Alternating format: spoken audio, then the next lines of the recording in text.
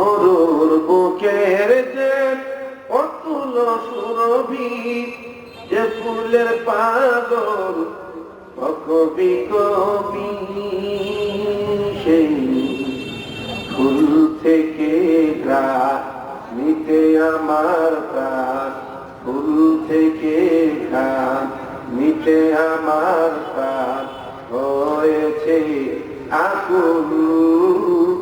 রাসূল রাসূল রাসূল রাসূল, তুমি যে আমার হৃদয় বাজে বুলবুল। রাহমাতুল্লাহি ওয়া বারাকাতুহু। সম্মানিত উপস্থিতি, এখন আপনাদের সামনে কোরআন ও হাদিসের আলোকে আলোচনা করবেন প্রধান মুফাসসির হিসেবে যিনি তাফসীর পেশ করবেন, আন্তর্জাতিক খ্যাতিসম্পন্ন মুফাসসিরে কোরআন ও বিশিষ্ট মিডিয়া ব্যক্তিত্ব মুহাদ্দিস আমিরুল ইসলাম বিলালী সাহেব, ঢাকা। আমি মুহাদ্দিস সাহেবকে কোরআন ও হাদিসের আলোকে তার মূল্যবান ওয়াজ ফরমানোর জন্য সবিনয় আহ্বান করছি।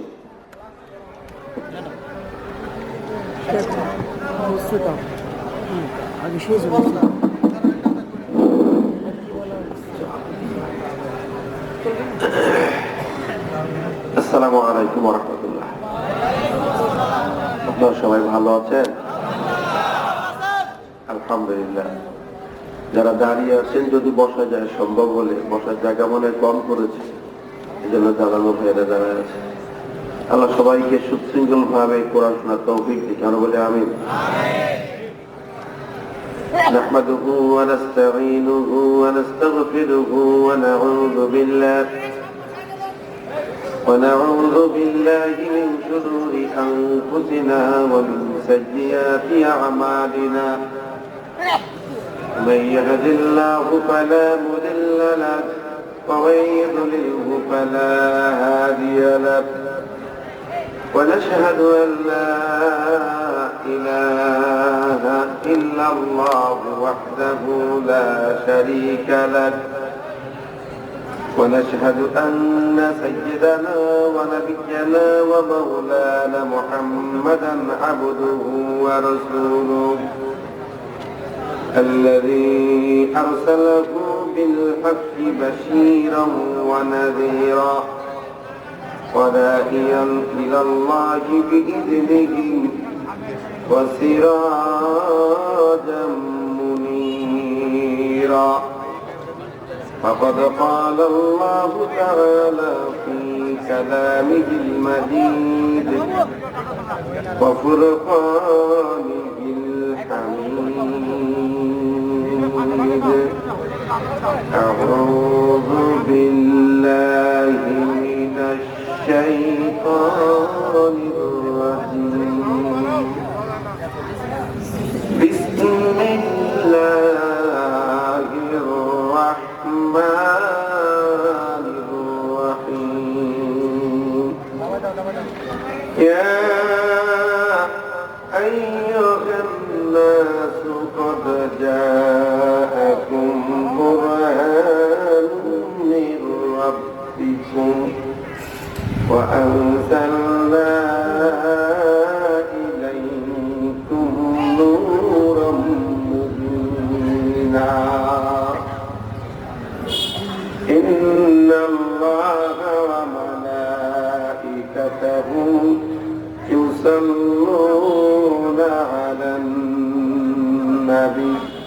يا أيها الذين آمنوا صلوا عليه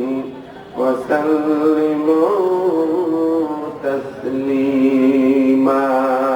اللهم صل على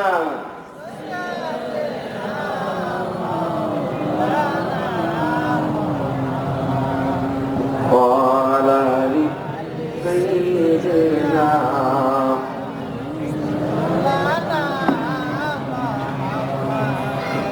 জবান খুলে বলি সবাই আল্লাহুম্মা সাল্লি আলা সাইয়্যিদিনা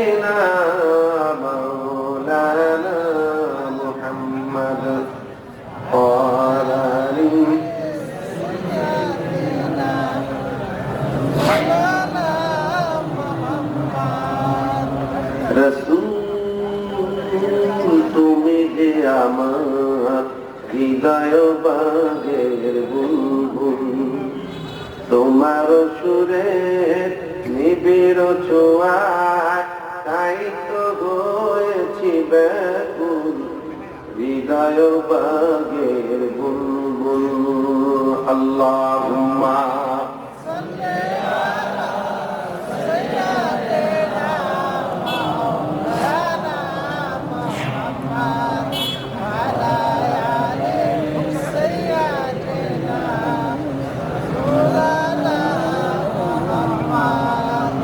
মরুর বুকের যে অতুল সুরভি যে ফুলের পাগল কবি কবি সেই ফুল থেকে ঘাস নিতে আমার প্রাণ ফুল থেকে ঘাস নিতে আমার প্রাণ হয়েছে আকুল রাসূল রাসূল রাসূল রাসূল তুমি যে আমার হৃদয় বাগের বুলবুল আল্লাহুম্মা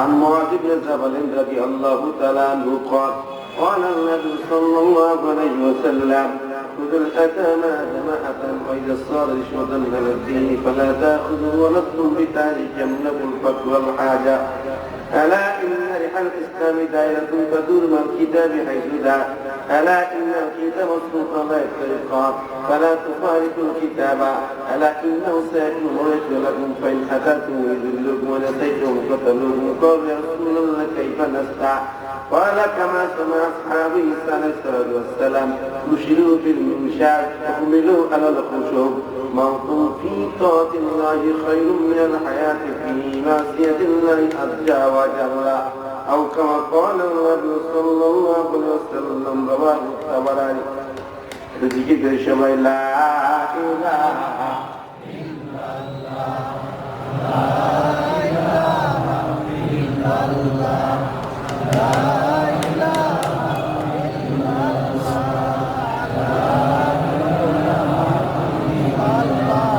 لا إله إلا الله لا إله إلا الله أرجو لا إله إلا الله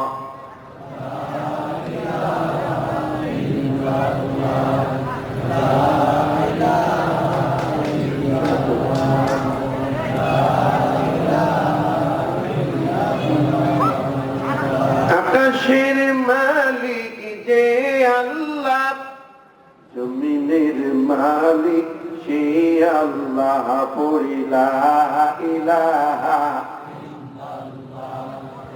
আর জোরে লা ইলাহা লা ইলাহা ইল্লাল্লাহ মুহাম্মাদুর রাসূলুল্লাহ আলহামদুলিল্লাহ অধ্যকার ঐতিহ্যবাহী নাটক জেলা বড়াইগ্রাম উপজেলার আগ্রাম নুরদা ইসলামিয়া পীরপাল ইসলামিয়া দাখিল মাদ্রাসা মাঠ প্রাঙ্গণে আয়োজিত নূরে পথযাত্রী যুব সংঘের উদ্যোগে ষষ্ঠ বার্ষিক তাফসীরুল কোরআন মাহফিলে সম্মানিত শ্রদ্ধা ভাজন সভাপতি জনাব আলহাজ এস এম আব্দুল মান্নান সাহেব আল্লাহ পাক তার হায়াতকে কবুল করুন। আজকের মাহফিলের প্রধান অতিথি বনপাড়া পৌরসভার সম্মানিত মেয়র বিশিষ্ট রাজনীতিবিদ সমাজসেবক বনপাড়াবাসীর প্রাণপ্রিয় নেতা জনাব কে এম জাকির হোসেন সাহেব, অন্যান্য অতিথিবৃন্দ এমন সে কথা বলে আপনাকে ধন্য করেছেন।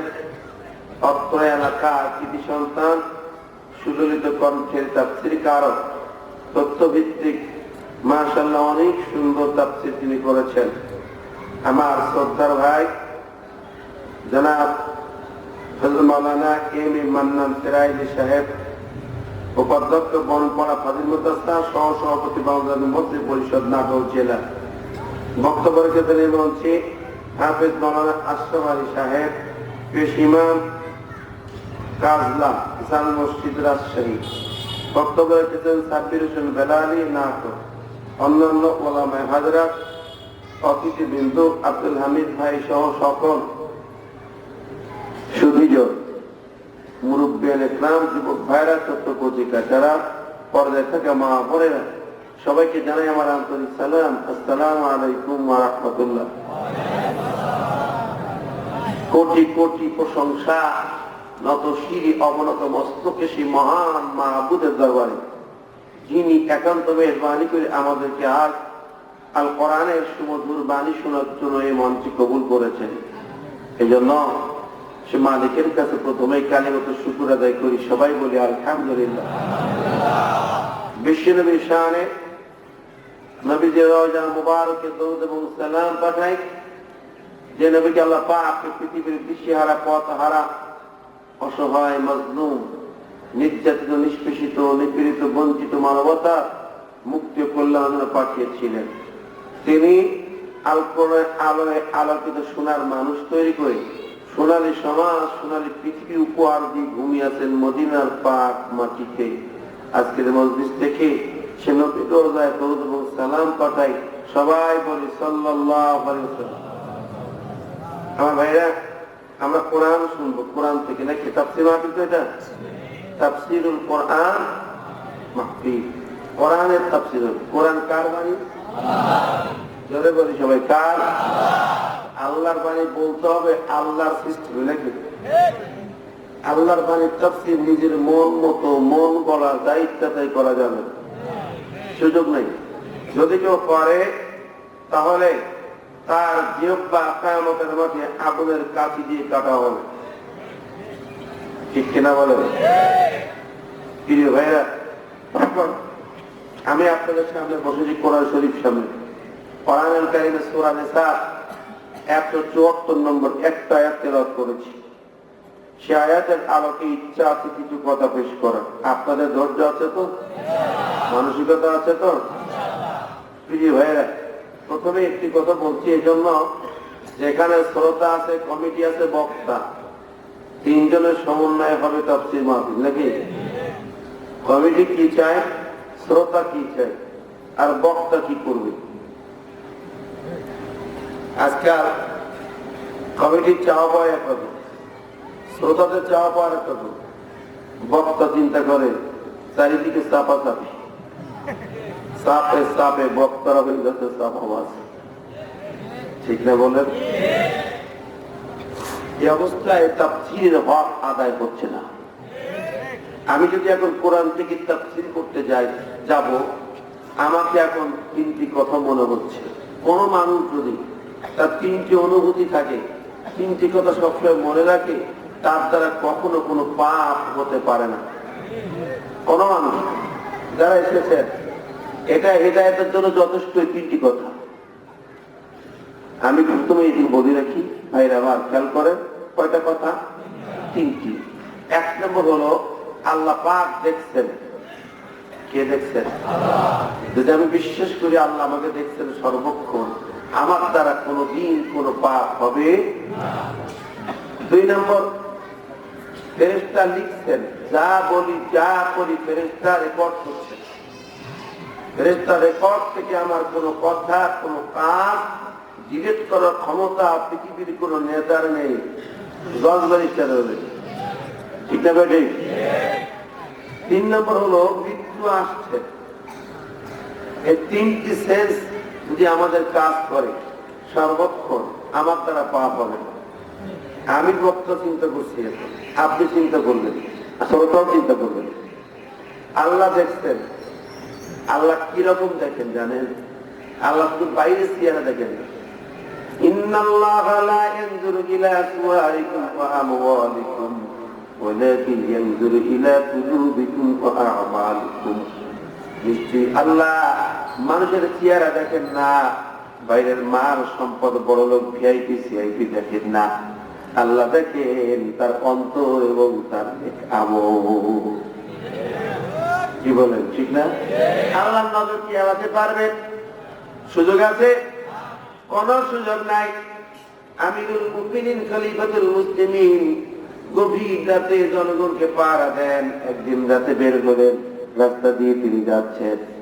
রাস্তার ধারে একটা তাঁবু দেখলেন, ছোট্ট তাঁবু। তাঁবুর ভিতরে মিটমিট করে আলো জ্বলে। উনি চমকে দাঁড়ালেন, কি ব্যাপার, এই গভীর রাতে তাঁবুর ভিতরে কেন আলো জ্বলতেছে? এখন তো আলো নেভায় ঘুমানোর কথা। তিনি আস্তে করে তাঁবুর সামনে এলেন, শুনতে পেলেন তাঁবুর ভিতরে দুইজন কথা বলতেছেন ছোট ছোট করে। একজন মা আর একজন মেয়ে, পুরুষ নাই। সংসারটা বিধবা নারী, এতিম মেয়ের একটা সংসার, গরিব দুঃখী সংসার তাদের। দুধ দহন করে, দুধ বিক্রি করে সংসার চালায়। আজকে কম হয়েছে দুধের পরিমাণ। মা বলছে মেয়েকে, মা গো কিছু পানি মিশাও, পরিমাণটা বাড়ায় দাও, নইলে সংসার কাজ চলবে না। মেয়েটি তখন বলছে, মা জননী তুমি কি শোনো নাই? খলিফায় অমর ঘোষণা করে দিয়েছে, যদি কেউ ব্যবসায়ী হয়ে ভেজাল দেয়, প্রতারণা করে, কিংবা কোন রকম অনৈতিক ভাবে অন্যায় করে, দুধে পানি মিশায়, তাহলে তাকে কঠিন শাস্তির মুখোমুখি হতে হবে। খলিফার ঘোষণা কি জানো না? ব্যবসায়ীরা 2 নম্বরই করে না, করে না? যে পেঁয়াজের দাম 250 টাকা হয়ে গেল, তারা করছিল, সরকার হিমশিম খেয়ে গেল ব্যবসায়ীদের কাছে। আমার দেশের ব্যবসায়ীদের সিন্ডিকেট এমন আছে, বাস মালিকদের সিন্ডিকেট, শ্রমিকদের সিন্ডিকেট, ব্যবসায়ীদের সিন্ডিকেট, টিকিটিং হোল্ডারদের সিন্ডিকেট। ওরা অনেক কিছুই পারে। আমার ভাইরা, কোরআনের মূলনীতি যদি গ্রহণ করত, কোনদিন তারা এইভাবে জনগণকে কষ্ট দিতে পারে না। কথা বলেন, পারে? আমি দেখলাম অনলাইনে কয়েকটা ছোট ছোট ছেলে, কিশোর বালক, 10-12 বছরের বালকের ঝালমুড়ি খাবে, তো পেঁয়াজ তো নাই। একটা পেঁয়াজ তো কোনো মতে লেয়াজে রশি বেঁধে ঝুলাই রাখছে, রশি বেঁধে পেঁয়াজটা ঝুলাই রাখছে। ঝালমুড়ি আছে চারিপাশে বসে, ঝালমুড়ি যায় মুখে, পেঁয়াজ যায় নাকে। পেঁয়াজ নাকে শোকে আর ঝালমুড়ি মুখে দেয়। কি করে টিকটক বানাইছে ও ভাইরা আমার, কত দুর্ভিক্ষ দেখা দিল, ঠিক না?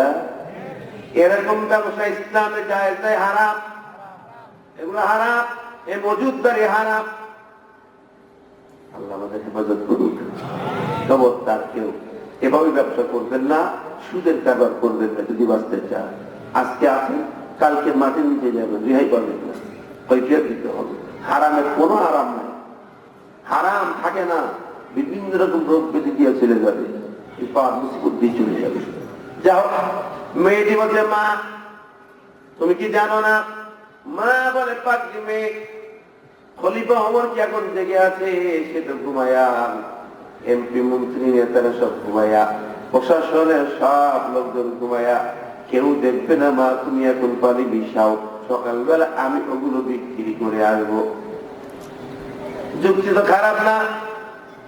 মেয়েটি বলে, মা জননী হ্যাঁ কথা ঠিক, খলিফা হয়তো ঘুমায়া, নেতারা হয়তো ঘুমিয়ে, প্রশাসন জেগে নেই, ঠিক আছে, কিন্তু এমন একজন জেগে জেগে দেখতেছেন, একজন এমন ভাবে দেখতেছে, তার দৃষ্টি থেকে আমি গোপন করতে পারবো না, তার দেখা তো আমি বন্ধ করতে পারবো না, গোপন করতে পারবো না। কে সে?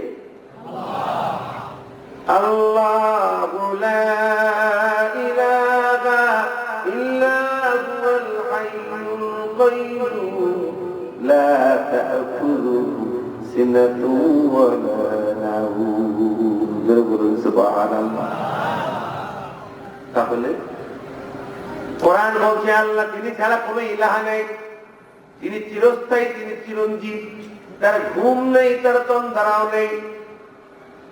মেয়েটি বলে, ও মা আল্লাহর দৃষ্টি থেকে গোপন করা যাবে না। খলিফা ওমর শুনতেছেন, চোখের মধ্যে পানি চলে আসে। অল্প বয়সী মেয়ে আল্লাহকে ভয় করে, রাতের আধারে গোপনে কেউ দেখে না, তখন যে আল্লাহকে ভয় করে সেই পরিচিত আল্লাহর বান্দান।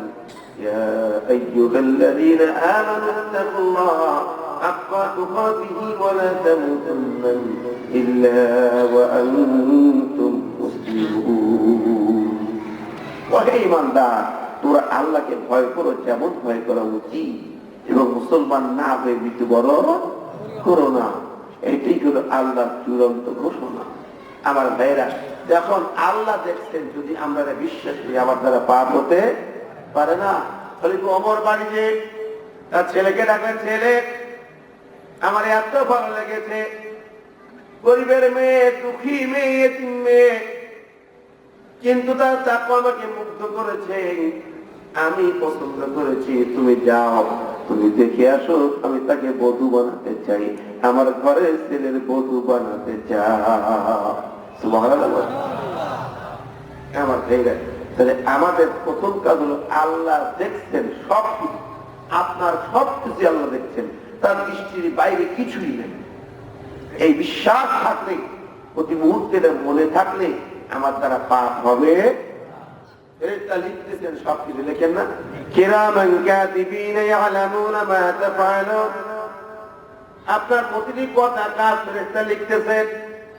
যদি আপনার মনে থাকে ফেরেশতা লিখতেছেন, তাহলে আপনার দ্বারা পাপ হবে না। কারণ আল্লাহ বলেন, মা ইয়ালফিযু মিন কাওলিন ইল্লা লাদাইহি রাকীবুন আতীদ।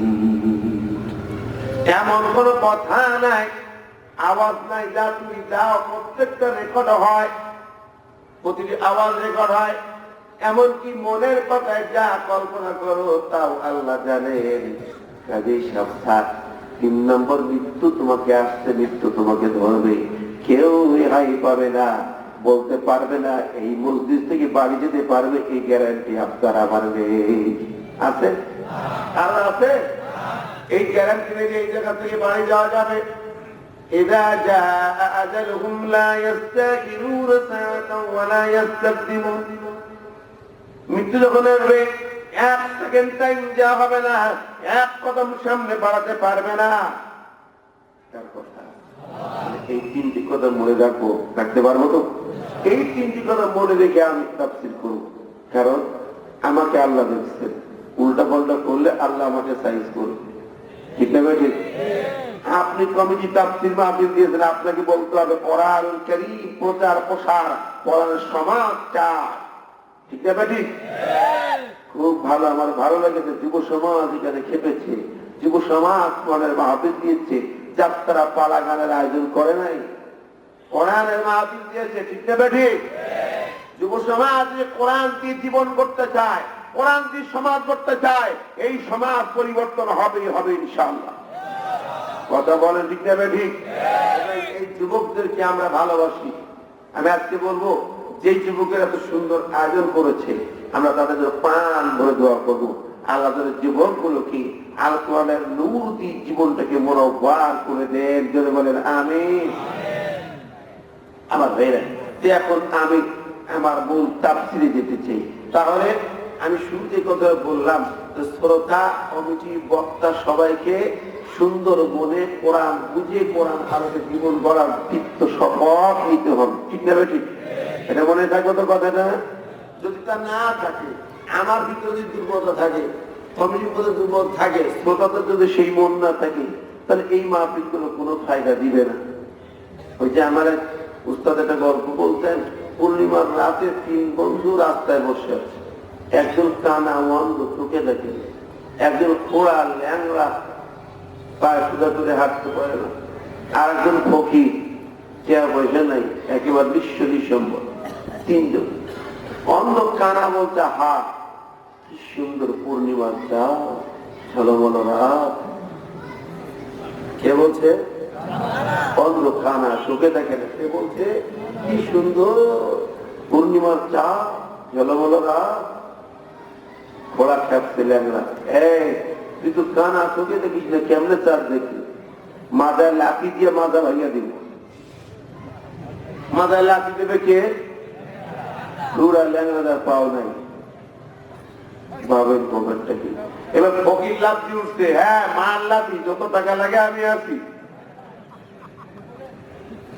ফকির লাফায় পায় মার লাঠি, যত টাকা লাগে। তাহলে তিনজনই তার স্বভাবের উল্টা, সঠিকটাই নাই, ঠিক না ঠিক? এই জন্য 3 শ্রেণীর মানুষ এখানে সঠিক জায়গায় আসতে পারলেই মাহফিল সার্থক হবে, এটা আমি আশাবাদী। আসুন আমরা এখন ওই আয়াতের একটু অনুবাদ শুনবো, তাফসীর আল্লাহ কি বলছেন। ইয়া আইয়ুহান নাসু قد جاءكم برهان من ربكم وأنزلنا إليكم نورا مبينا।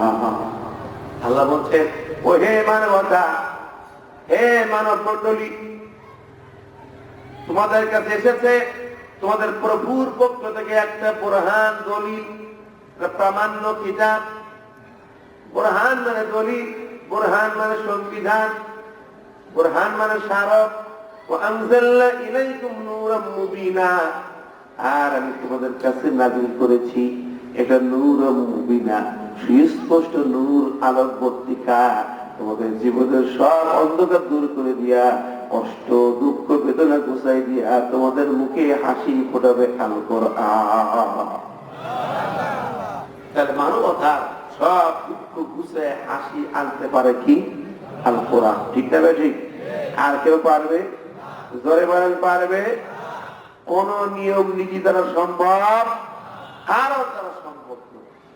কোন আইন, পৃথিবীর কোন মানুষের করে আইন মানুষকে শান্তি দিতে পারে নাই, পারে নাই। আমেরিকা, ইউরোপ, চীন, জাপান, জার্মান, গোটা পৃথিবীর সামনে দেখেন, কেউ পারে নাই শান্তি আনতে। টাকা ইনকাম করতে পারে, অর্থবিত্ত হতে পারে, শান্তি আসে নাই, ঠিক না ঠিক? দেখেন চায়না আজকে প্রমাণ করেছে, চায়না বর্তমান পৃথিবীর সবচেয়ে জনবহুল দেশ, জনসংখ্যা বেশি, টেকনোলজিও বেশি, সায়েন্স এন্ড টেকনোলজি পৃথিবীর সেরা। গোটা পৃথিবীর ব্যবসা বাণিজ্য তাদের হাতের মুঠোয়। সেই চায়না এত টেকনোলজি জানে, এত বিজ্ঞান জানে, এত কিছু পারে, অবশেষে পরিশেষে ধরা খেয়েছে ইসলামের কাছে, ঠিক না ঠিক? চায়না প্রেসিডেন্ট উনি বলেছিলেন কয়েকটা কারণ। একটা বলেছিলেন যে উনি এই কোরআনকে পরিবর্তন করে, চেঞ্জ করে নতুন করে লিখবেন। 1 মাস আগে কথাটা বলেছিলেন, কোরআনকে চেঞ্জ করে নিজে লিখবেন।